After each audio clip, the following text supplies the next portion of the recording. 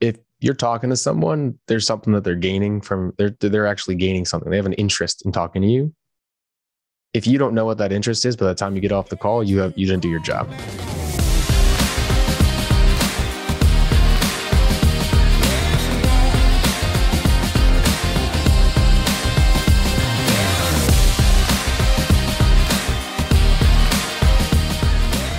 What's up, everyone? Welcome back to Campfire Capitalism. I'm your host, Desmond Dixon, and I'm here with the queen herself, Miss Heather Stafford, my fellow co-host. What's up, Heather? What's up, everybody? Boom, boom, boom. Today, we're going to have a special guest, and this is going to be a very contrarian conversation, and I'm pretty stoked to share this with you. Our guest is named Dr. Benjamin Ritter, and he is a leadership and executive and career coach, L&D director, values geek, international speaker, podcaster, author, mentor, and passionate about guiding leaders in finding, creating, and sustaining a career they love.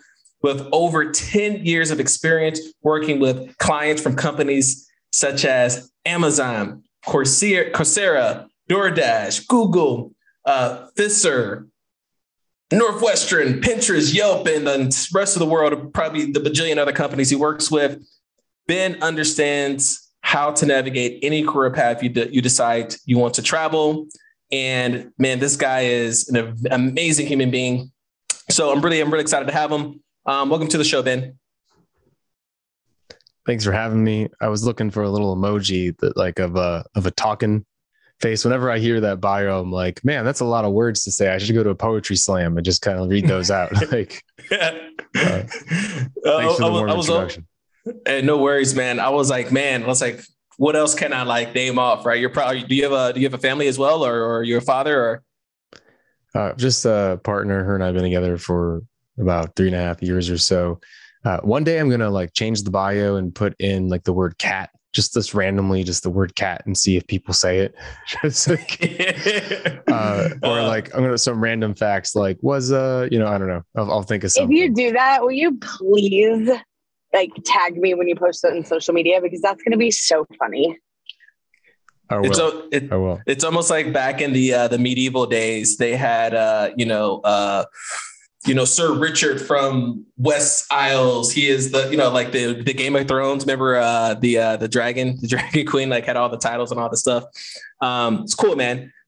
So dude, I'm excited to have you because I just love the way you think. And I know Heather wants to definitely unpack a little bit about the mental modeling.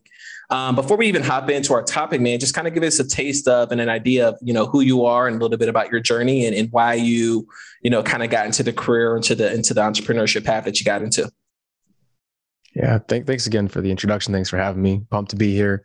I'm going to feed off some of your energy. I tend to be a little constant in how I talk and my presence and such. So I'll try to be a little bit more charismatic right now. It's be easier with both of you.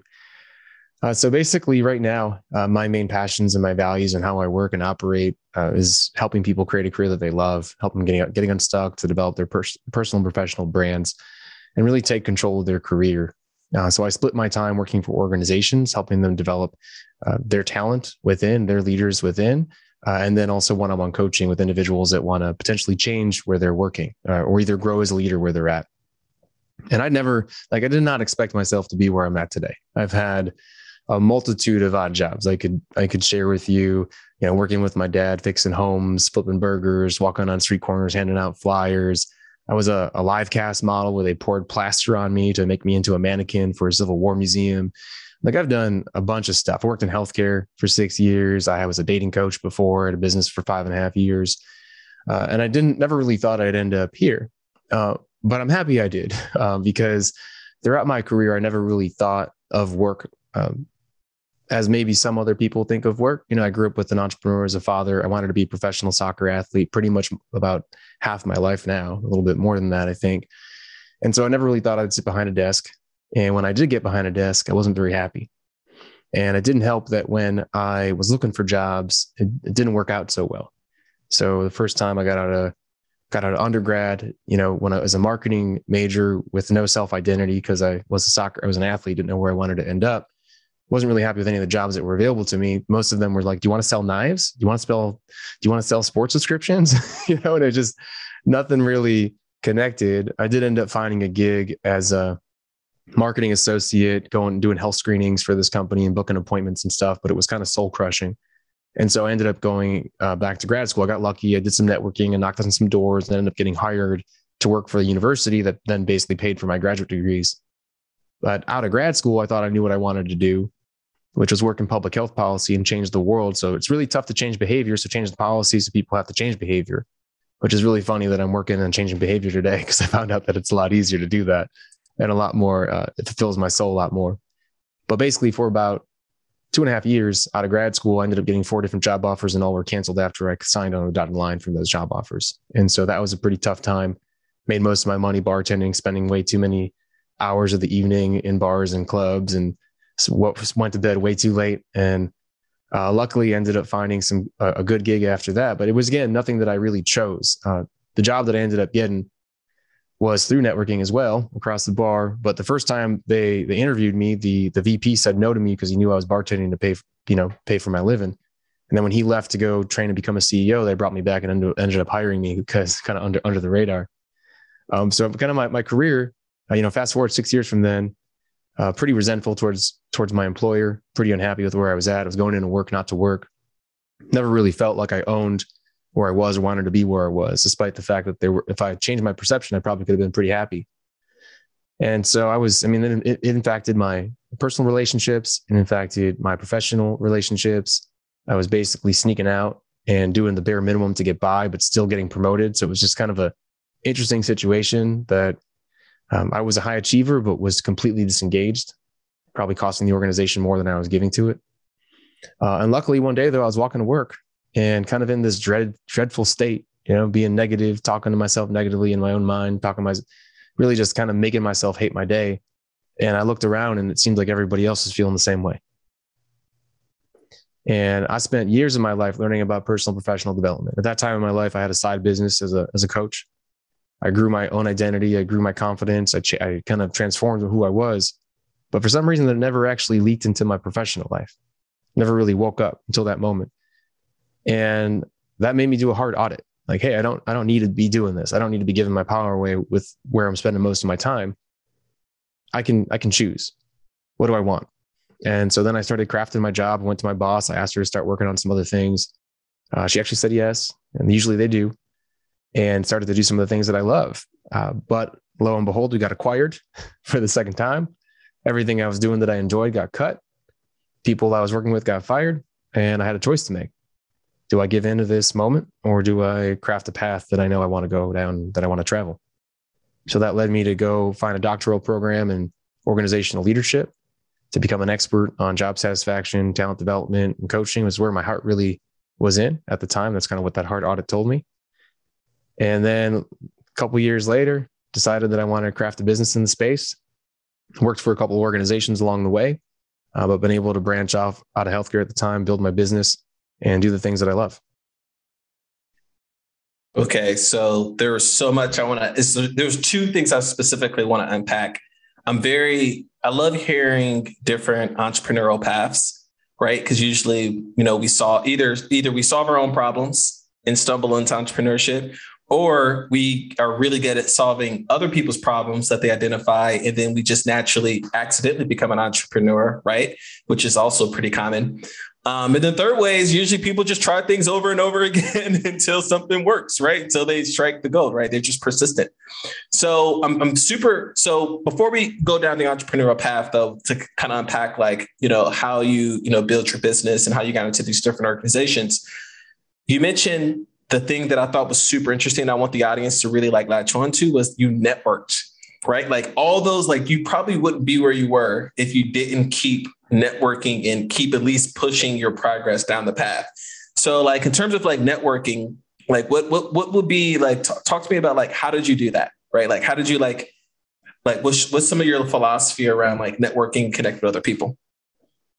Everything that I've been able to achieve in life has been through relationships. I think relationships are the real currency of the world. Money doesn't matter if you have the right relationships. I mean, you can see this as simply as just a ticket to a concert. So everything's sold out or it's a couple $100, but the person that manages security or the band or the person that works at the venue and you get in for free. Life is like that. Everything is like that. I said, it's not what you know, it's who you know. 100%. 100%. One of the best fortune cookie advice you ever could receive. Yeah, I love my Chinese food. So basically, I don't like to think of networking as networking. I like to think of it as curiosity towards people. And if you think of it as networking, you're probably in sort of a kind of like a give take mentality, and you're not going to get a lot out of it. A lot of times people don't kind of give up on networking because they feel that it is a give and take. They feel like they're bothering people. They kind of talk down on themselves, like, who am I to be able to talk to this person? And they don't really see networking for what it is, which is building relationships. And so if you're genuinely curious about people, to learn about them, and you should be, because usually when you network, you want to create something, right? So I want to network to build partnerships. I want to network to build clients. I want to network to get into a certain organization. I want to network to get a graduate citizenship at a university. All those types of things. There are people that guard the doors to those things, but how do you really know you want that thing? How are you really sure you want that thing? And if you go into networking with the curiosity of, do I want this thing? Tell me more about you. Tell me more about the organization. Tell me more about the business that you were part of. Tell me more about what a partnership might look like. And then at that same time, you've worked on your story enough so that you're memorable. Like the network, the curiosity is you're going to get opportunities from that. If you go in just looking to take, people are going to think that you're wasting their time. And because the people that actually choose to have a conversation with you, like us right now having a conversation, there's something that we're both getting from this personally. Like, we're both gaining value from this conversation right now. So the people that say yes to talk to you, that's really important. Like, they are important people in your life. Even if there's nothing at this point in time that makes sense, that you should be like, that you can't help each other out at this, like, the fact that they're willing to talk to you means that they're a connector, means that they're working on something themselves. And so if you build a network of those types of people, you're going to create opportunities for yourself no matter what.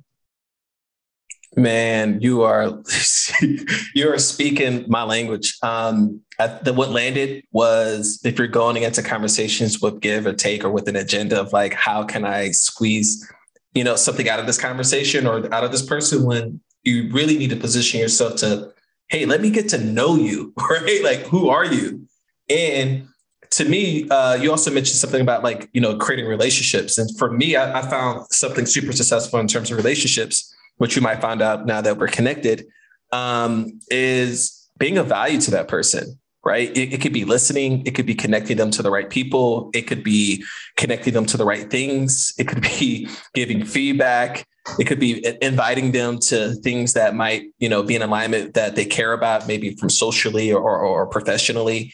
So I know that you're big on change in behavior, and you're huge on that. So like, I would love to unpack some change work possibly on pivoting or creating paradigms, for our audience around like connecting with people. Some people call it power connecting. So like, so there's people listening to this today who are like, man, how do I get in front of more people? Or how do I, connect with more people? Like, how do I, build my network? What's some change, like what, from a behavior perspective, what will be some pieces of advice that you'll have for them? Yeah. And something that you said also really resonated. I just kind of want to build on it. The fact that if you're talking to someone, there's something that they're gaining from, they're actually gaining something. They have an interest in talking to you. If you don't know what that interest is, by the time you get off the call, you didn't do your job. And so when someone says yes to you, no matter what the agenda is, your first goal in a conversation is to figure out what that is, what that value is that they're trying to achieve. And so please keep that in mind as you network.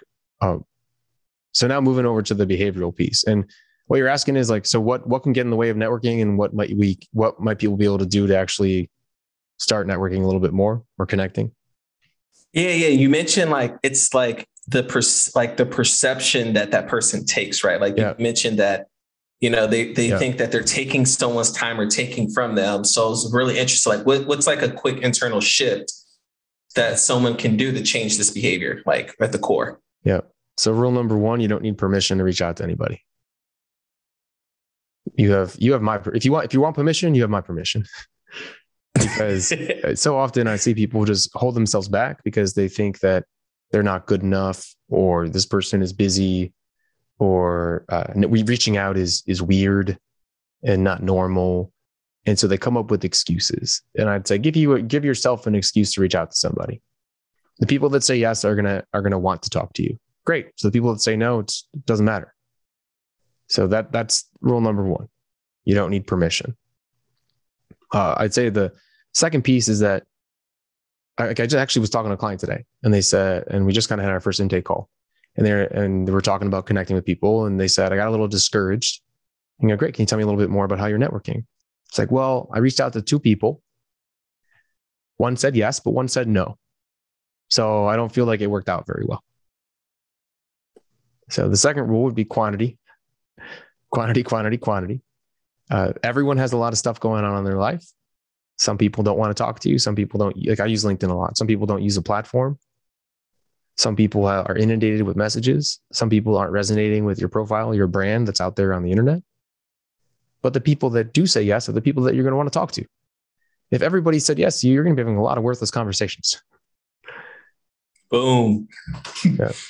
Repeat that again. That last part. That's huge. If everybody says yes to you, you're going to have a lot of worthless conversations. Man, if you just reframe that part of like people saying no to you, like they're not taking that personal, but taking it as like, wow, I just saved myself a worthless conversation, wasting my most precious resource on the planet, which is our time. Like, that's an amazing reframe.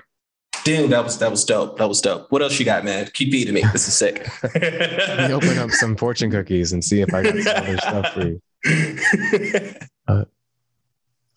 So a lot of times people overgive in outreach and messages, and then try to tell the whole story. If someone wants to talk to you, you can just kind of give them a 1 or 2 liner, which is, hey, I'm curious about your background in XYZ. I'm currently doing XYZ. If you want to add that, you like to have a short introductory conversation. That's all you need. People can make their own decisions. Anything else will actually be just not wasting someone's time, but someone's not going to give that time to it. When you think about meeting somebody new, it's a stranger. Put in your mind this perception of this person doesn't know you, and you want to make it as easy of a lift for them to want to talk to you. And so that means not asking them to read a page about who you are. It means just giving them a quick one-liner of what you're interested in learning about, and then asking them for a short call, not an hour call, not a 2-hour call, not a 45-minute call, but a 15, 20-minute call. And you're more likely to get a lot of people saying yes. And you're even more likely to get people saying yes if your brand online is consistent with what you're asking and who you're reaching out to, et cetera. For example, if you go to my LinkedIn profile, very much about career development, executive leadership, and also CPG companies. I mentor for a lot of CPG, so consumer packaged good incubators in Austin. So if I reach out to somebody who's a leader that wants leadership development, if I reach out to a credentialing, maybe organization that has something to do with talent development, if I reach out to CPG companies, those people are probably going to say yes. If I reach out to, I don't know, like a ball bearing producer, a manufacturer at a company who's maybe in the production line, he's gonna be like, why does this guy want to talk to me? So does your brand actually kind of align with the people that you're reaching out to that you want to network with? If it doesn't, you're doing yourself a disservice. Just to kind of summarize what you said, essentially, it's like, be brief, be direct, don't take no personally, actually look at it as like something favorable. And then also make sure that you're in alignment with the people that you're reaching out to. So almost like kind of being intentional, like don't just like scattered earth for personal, like being really focused, essentially. That's dope, man. I think that's sick. So I'll add on to that, on top of that. So after you do start the conversation, because my thing is to sell. I'm a sales guy through and through. So human connection, right? One thing I love that Dr. Benjamin said, Dr. Benjamin Ritter, it's just like, we can just chant it. That was a little inside joke. But, one thing that he said that I loved was curiosity. That's probably the second thing I teach in sales. The first one is empathetic listening. Then the second one is being curious. Like anyone could do sales because you're asking questions most of the time. And even when you're doing connection, like you're just unpacking and like really understanding like, who is this person? What value are they providing to the planet? What do they want? And then what's in their way from getting what they want? And then what can I do unattached with what I get in return to help them get closer to what they want? If it's connecting to a friend or someone in my network or solution, like provide value. So something that I do every single day that you guys can, to make sure that you're consistent with this, is I provide value to 3 people every single day minimum. Right. I'm at 2 so far today. So, Ben, you might be the third one. I'm after this call, I'm like, yo, what can I do to provide value to you? But every single day, I intentionally go out of my way to add value to 3 people's lives. And what's wild about that is it comes back 360 in ways that you can't even like comprehend. Right. It just blow my mind. Like I'm like addicted to it now. Like once you get the ball rolling, like your chemistry in your body, there's no going back, because it's going to become so easy and effortless. It's going to be like, wow, that's it. All I have to do is listen to people and then like connect them maybe with other people or be like, what? Like it's a joke. So I got to ask you this, Ben, man. I've been itching to ask you this since you jumped on. So what's the best piece of advice that you ever received, man? Can it be self-given? No. No? Okay. No. That's more tough because I'm it's like pretty independent in terms of who I talk to, who I learned from, and so that advice is rather limited, but I, read, watch videos, listen to podcasts. And so I've received advice, I guess you could say, from a lot of different experts. And I'd say it doesn't necessarily have to be work related. Yeah. How about that? I was going to go with something that I've learned, because I think that's technically advice. Everything that you intake is advice. So I'd say there's a great book called The Courage to be Disliked. And the whole concept of the book is around Adler psychology and how, your past doesn't matter. Your choices do. Who do you want to become? And I'd say I've lived my whole life, recently, right? The second half of my life around that advice. Too often we hold ourselves back because we think we know who we are, or we've been told who we are, or, we look at the people around us and we base our actions and everything we do in life off of who we've been instead of who we want to become. And so it's always good to keep in mind that you can always change who you are. Yes, other people have certain, they have certain different starting points, but it just means you have a little bit longer of a journey. But it doesn't mean you can't enjoy that journey. It's just the end goal is just maybe a little bit more delayed. Now, the even more interesting question is what's the worst piece of advice you've ever gotten? And why do you think it's the worst? Yeah, the worst piece of advice I've ever gotten was find your purpose. And I don't know why, but I think it's pretty irresponsible, by the way. It's pretty irresponsible to give this piece of advice with no context. Because as a young kid, I hear this and I'm like, great, I'm going to find my purpose and dedicate my life to it. And that purpose was soccer. And so that I would practice 3 times a day. All I would watch on TV are tapes of myself playing or other people playing. I would ate tuna out of a can, just changed how I ate, changed how I lifted, changed how I lived. And I sacrificed without knowing that I sacrificed every other aspect of my being and my life. And it led to some pretty severe mental health issues and physical issues. And when I realized that I wasn't going to do that thing that I decided was my purpose, I lost everything that I knew who I was. And so I was pretty empty and pretty lost. And, really what they should be, there should be a lot more education around the concept of find your purpose and what it means, unless you can pop back in. But I'll add one more piece to this. And it's something that I've also been living my life by. And, really think about, I put a lot of thought into purpose and what it is and how we should be living our life in alignment with values and all these different concepts. That's how I work with clients and what I work with clients on a lot, because it's all interrelated. But one of the concepts was, this idea that where does your purpose come from?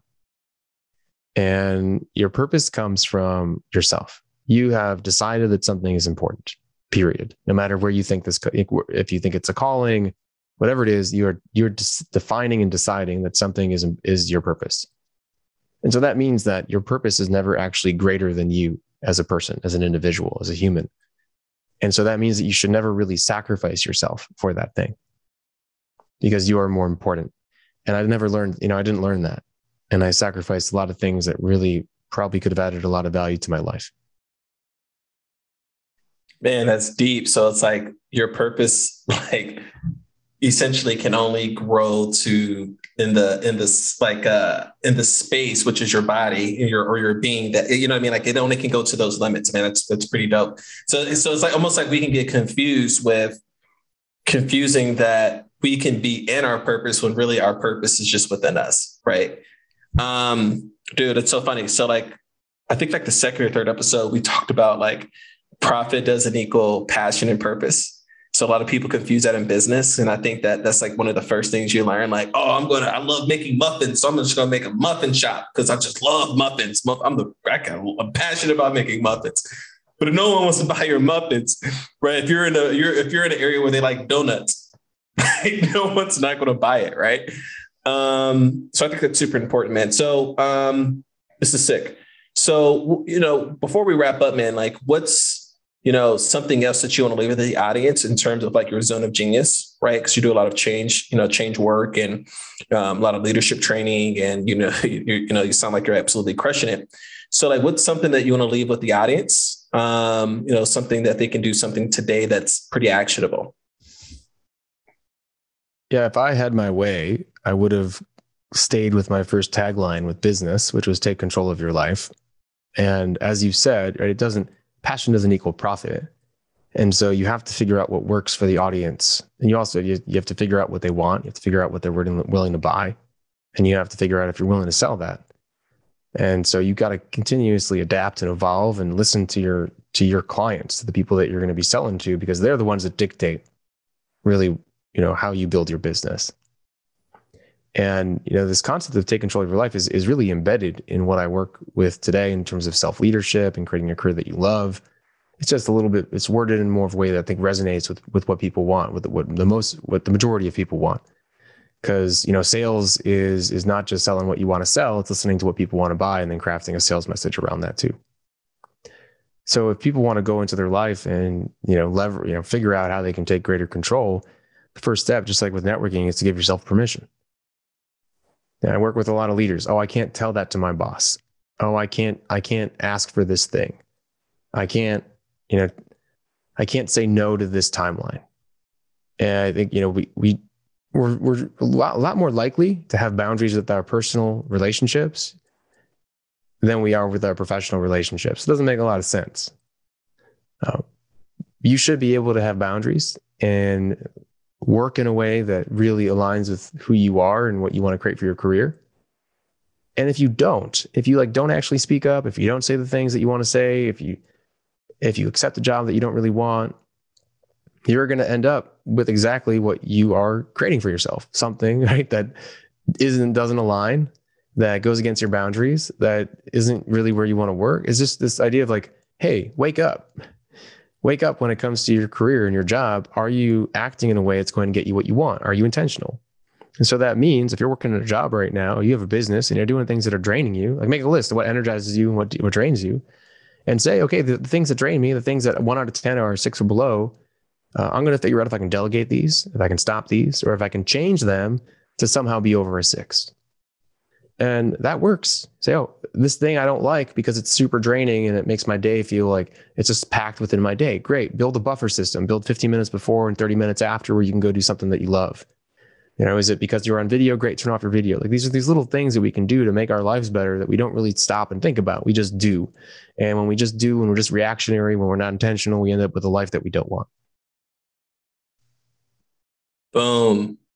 Man, I think that was sick, because it's like, I can think of a lot of the times where I make up a story on my mind to talk myself out of doing something, because it's like I'm giving myself excuses.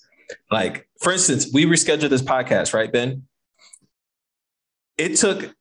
for me, it was like, because I'm traveling the world right now, and I was going crazy because I was doing all these podcasts every day, and it was late at night because I was in Europe and all of the people in the United States. And I was telling myself, I was like, man, I can't reschedule. Like these people, it's an inconvenience for everyone.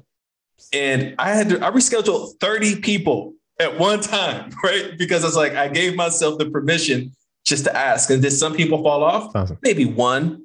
But the one guy who fell off, he was pretty annoying. So it was okay. Like I was like, man, I don't it wasn't a good vibe. So that landed. So guys, give yourself the permission. How can these people find you, right? If someone wants to work with you or have you come into their organization or into their business to do some work, like what's the best way for these people to find you, man? Yeah. And I really appreciate, by the way, you sharing that you rescheduled all that stuff. Because that's what I did too this past weekend. I wanted to go to Guatemala for 4 days. Boom. Just cleared my schedule. And everyone was fine with it. And I'd say, like, just do the ROI. Like, be like, okay, look, if I reschedule these podcasts, are any of these podcasts paying me? Okay, no. Maybe. I don't know. But like, will my relationship change if I reschedule them and still have the podcast? You know, it's just like, hey, what's the outcome? What's the outcome going to be? Am I willing to give that up for right now? And a lot of times the answer is yes. If it's not, then you say, okay, how do I do this while I'm traveling in a way that is convenient? Great. So anyways, thank you for bringing that up. That was powerful. If people want to find me, jump on LinkedIn, go to Dr. Benjamin Ritter. I think I'm the only one on LinkedIn with that name. I will pop up, add me, send me a little message that you heard me here, and we'll have a little convo, see how I can help you. If you want to just check out my website, my services, go to liveforyourselfconsulting.com. That's liveforyourselfconsulting.com. And I got links to my YouTube channel, links to my podcast. Got 2 podcasts up there. One called interviewing executives, one interviewing kind of pretty cool entrepreneurs, as well as like little tidbits and 3 to 5 minute clips on self-leadership. And then a couple other things about coaching and consulting services. Boom. Links will be in the show notes, guys. Definitely go check them out. Man, I appreciate you, Dr. Benjamin Ritter, aka Ben. Appreciate you for coming on the show, man. Pumped to be here. Appreciate it, Desmond. All right. Cheers. So, guys, you made it to the end. Congratulations. I thank you for giving me your most precious resource on the planet, which is your time. Don't forget to go into the show notes and go check out Dr. Benjamin. Also, give us that rating, review, send us a comment, send us some questions. If you're an entrepreneur out there listening to this, if you want to come in the sandbox and play with me and Heather, you're more than welcome to. We'll love to have you. It's been nice. Safe time out there, guys. Cheers. Bye.